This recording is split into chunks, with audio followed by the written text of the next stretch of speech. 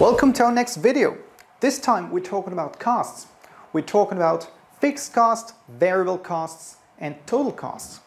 So, short run costs. Here, take a look at this. First, we have this equation. The total costs incurred by a quantity, like you produce something, you produce books for example, and you can differentiate between variable costs and fixed costs. So if you divide the costs by the quantity produced, you get this number. You get average total cost, which means total cost divided by the quantity. And total costs divided by the quantity means that you have the average variable costs and the average fixed costs. And if you want to graph them,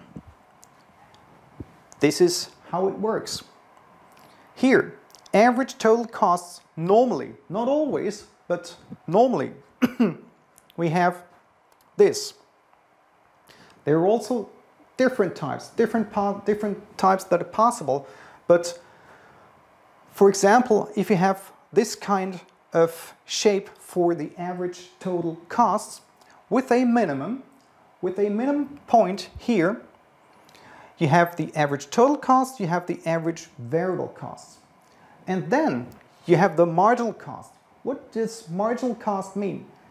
The word marginal costs indicates that you have an additional quantity, an additional book that you produce, that you want to produce, then the costs that are incurred by this very decision to produce one additional book are called marginal costs. So, the minimum of the average variable costs and the minimum of the average total costs are intersected by marginal costs.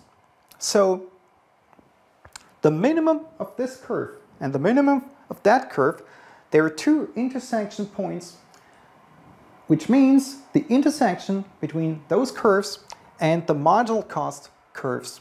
This is very important here to really see this. And then you have the average fixed cost. The average fixed costs do not depend on the quantity.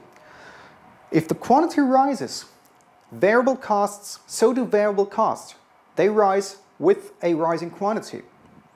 Fixed costs do not. Fixed costs do not rise with the quantity, so the average fixed costs just move that way. So this is important. You need to first see that there are two minimum points, the average total cost, the average variable cost, and that there are two intersection points with the marginal cost. That's important for you to understand. Thank you for watching.